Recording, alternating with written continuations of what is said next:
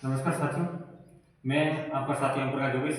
आप सभी का 12वीं क्लास से हार्दिक स्वागत है, अभिनंदन। जैसा कि कल आपको विदित होगा, कल हमने विजय बैच का आगाज किया है।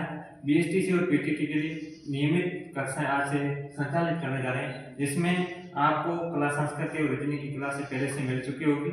मेरा इस बीएसटीसी और पीटीटी में रोल रहेगा राजस्थान को इतिहास को लेकर, जिसमें लगभग समथिंग 10 से 12 क्वेश्चन पूछे जाते हैं, जिसमें हम कुछ टॉपिक दिए हुए इनके बारे में जानकर विश्लेषण करते हैं। उसके बाद में अपन आगे की जानकारी हासिल करते हैं। हम इतिहास, राजस्थान का इतिहास पढ़ेंगे। राजस्थान इतिहास को दो भागों में डिवाइड किया जाता है, मतलब दो भागों में माना जाता है। एक पढ़ेंगे प्राचीन इतिहास, दूसरा पढ़ेंगे आधुनिक इतिहास। प्राचीन इतिहास में सर्वप्रथम पहला टॉपिक रहता है इतिहास के स्रोतों को लेकर। इसको लेकर इतिहासों को स्रोतों को लेकर इतिहासों को स्रोतों में सर्वप्रथम अपन पढ़ेंगे प्राचीन अंचल। क्या पढ़ेंगे? प्राचीन अंचल। प्राचीन अंचल में होता है जैसे योधी प्रदेश है, मारवाड़ है, मेवाड़ है, उनके बारे में विस्तार से पढ़ेंगे। उसके बाद में रहेगा पुरातात्विक स्थल। पुरातात्विक स्थल में भागोर है, मेरठ है, कालीबंगा है, उन सभ्यताओं के बारे में पढ़ेंगे। उसके बाद रहेगा जनपद, जैसे मध्यमिका है, सीवी जनपद है, सूरसेन है, अर्जुन है, इनके बारे में अपन थोड़ा बहुत पढ़ेंगे। उसके बाद आता है दूसरा टॉपिक राजवंश। राजवंश तो राजस्थान में देखिए, आपको पता है राजस्थान को राजस्थान में कहा जाता है, इसलिए राजवंश सर्वप्रथम पढ़ेंगे गुल राजवंश। उसके बाद पढ़ेंगे राठौर, उसके बाद पढ़ेंगे चौहान, उसके बाद में पढ़ेंगे कछवाहा राजवंश, उसके बाद में कुछ अन्य राजवंश उनके बारे में संपूर्ण डिटेल जीरो लेवल से आपको पढ़ाया जाएगा। दूसरा भाग क्या है? अपना दूसरा भाग रहेगा आधुनिक राजस्थान। आधुनिक राजस्थान को 3, 4, 5 भागों में डिवाइड किया जाता है। इसमें पढ़ेंगे 1857 की क्रांति। सर्वप्रथम पढ़ेंगे 1857 की क्रांति के बारे में। उसके बाद पढ़ेंगे जन आंदोलन। जन आंदोलन के भी दो भाग है। एक पढ़ेंगे जो किसानों द्वारा किए गए जन आंदोलन, दूसरा पढ़ेंगे जो जनजातियों द्वारा किए गए जन आंदोलन। तीसरा अपना रहेगा प्रजामंडल को लेकर।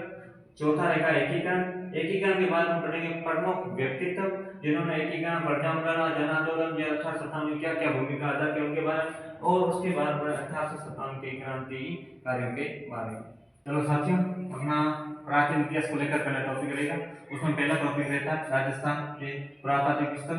उसके बारे में अपन विस्तार से थोड़ा पढ़ने का शुरू करते हैं कि क्या होता है। इसमें दो संस्थाएं बड़ी महत्वपूर्ण होती है।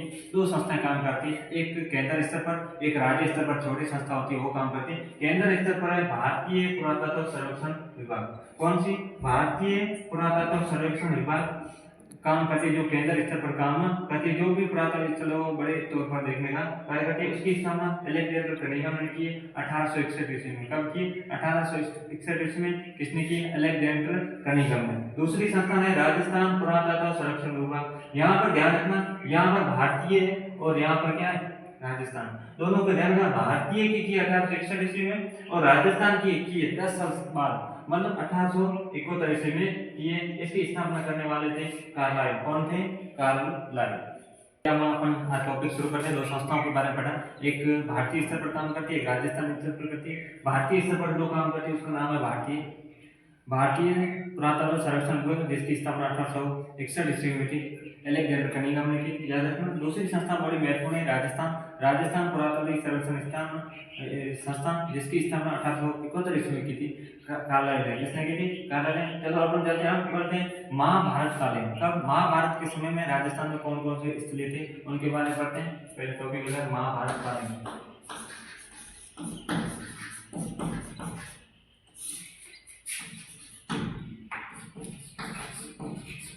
महाभारत कालीन स्थल। महाभारत कालीन स्थल 3 है। कितने स्थल है? 3। पहला रहेगा आपका बैराट स्थल। बैराट स्थल के बाद दूसरा स्थल रहता है आपके मध्यरेखा। पहला स्थल है बैराट स्थल, दूसरा रहता है मध्यरेखा, तीसरा रहेगा आपके जंगल प्रदेश। कौन सा रहता है? जंगल प्रदेश। महाभारत कालीन आपको पूछे स्थल कौन कौन से आए, तो एक पहला है बैराट स्थल, दूसरा रहेगा मध्यरेखा, जिसको दूसरे उपनाम से या इसको नगरी के नाम से भी जाना जाता है, मध्यरेखा या नगरी। तीसरा रहेगा जंगल प्रदेश। अब बैराट स्थल कहाँ है? बैराट वर्तमान में अब नए नवगठित जिले गठित होने के बाद में कोटपत्ती बेलोर में चला गया, पहले जयपुर का ही भाग था।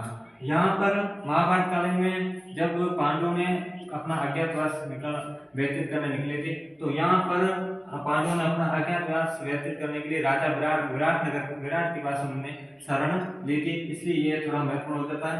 ये क्यों प्रसिद्ध है? क्योंकि पांडवों ने अपना अज्ञातवास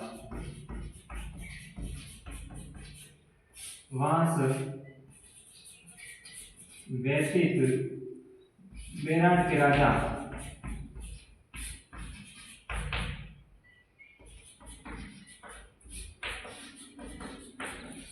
विराट के पास।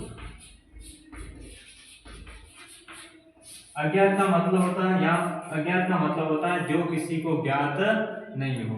जब पांडवों ने अपना अज्ञातवास व्यतीत करने के लिए इनके पास है, तो ये स्थल थोड़ा महत्वपूर्ण हो जाता है विराट। दूसरा है मध्यमिका, जो एक अपना आगे नेक्स्ट टॉपिक होगा जनपद, उसमें सिवी जनपद आता है, उसकी राजधानी है कौन सी? मध्यमिका। सिवी जनपद की राजधानी, सिवी जनपद की राजधानी कौन सी? नगरी या मध्यमिका। दूसरा जांगल प्रदेश, जांगल प्रदेश को वर्तमान टाइम में बीकानेर के नाम से जाना जाता है। किसके नाम से जाना जाता है? बीकानेर के नाम से जाना जाता है। ये तीनों ही महाभारत कालीन स्थल है। पहला विराट, दूसरा रहेगा आपके मध्यमिका या नगरी, तीसरा जांगल प्रदेश जिसको वर्तमान में बीकानेर कहा जाता है। चलो साथियों, अपन इतिहास के बारे में थोड़ा आगे जानकारी बना। इतिहास को पढ़ते हैं। इतिहास को सर्वप्रथम 3 कालखंडों के रूप में बांटा गया। चलिए 3 कालखंड कौन से थे उनके बारे में जानते हैं। पहला कालखंड आएगा आपके प्राग इतिहास।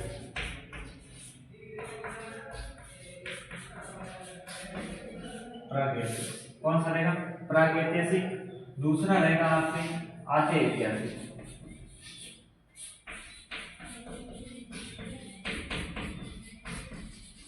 पहला कालखंड रहेगा प्रागैतिहासिक, दूसरा रहेगा आद्य ऐतिहासिक, तीसरा आपके रहेगा ऐतिहासिक।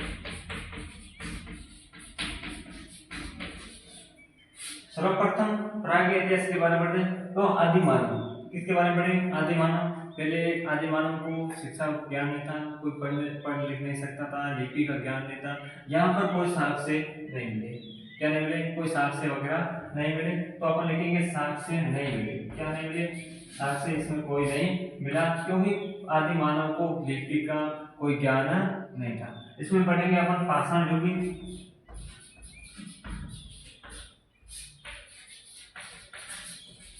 और ताम्र युगीन।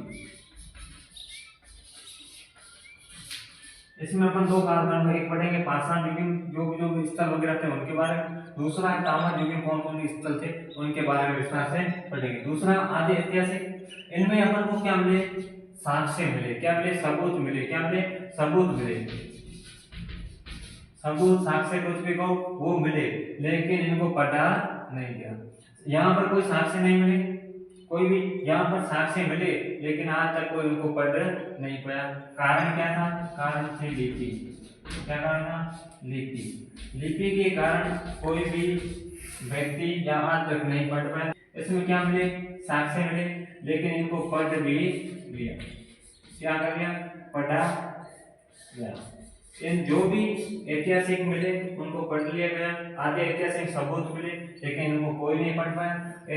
प्राग इतिहास में कोई सबूत नहीं मिला, उसमें पढ़ेंगे अपन कोई सबूत नहीं मिला, तो इसका मतलब कोई पढ़ भी नहीं पाए। क्यों? पहले लिपि का आदि मानव को लिपि का वगैरह का ज्ञान नहीं होता था, इसलिए घूमता रहता तो अपने मर्जी में मस्त था। और प्राग प्राण में यहाँ पर पाषाण कालीन और पढ़ेंगे ताम्रकालीन, आदि ऐतिहासिक। तीनों इतिहास को कितने कालखंड में बांटा है? 3 कालखंड, प्राग ऐतिहासिक, आदि ऐतिहासिक और ऐतिहासिक।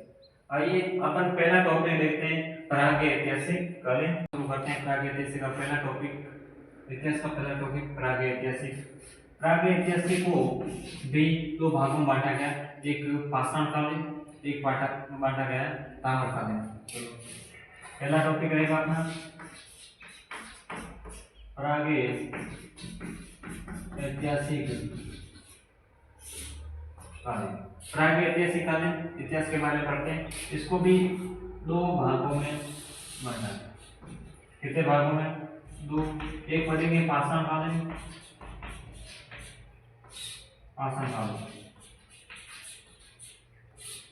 दूसरा पढ़ेंगे ताम्र कालीन।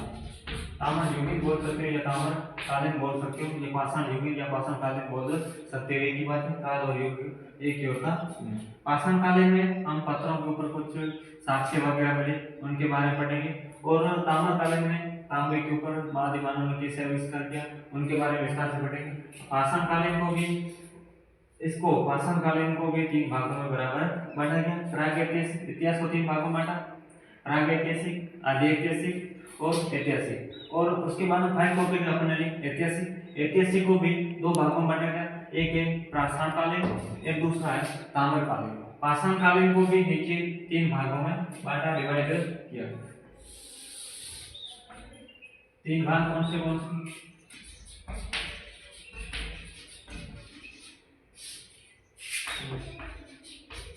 दूसरा रहेगा माइक्रोलिथिक एज,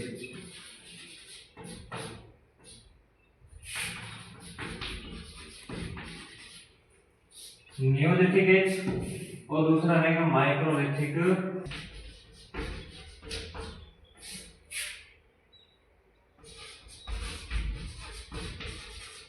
एज। पाषाण काल को भी तीन भागों में बांटा गया, नियोलिथिक एज, माइक्रोलिथिक एज, और तीसरा रहेगा पॉलियोलिथिक एज। माइक्रो को न्यू को बोलते हैं NEO, इंग्लिश में बोलते हैं LITHI, लिथिक AGE। माइक्रो बोले MIC, micro lithic age, AGE, AGI काल होती है। पोलियो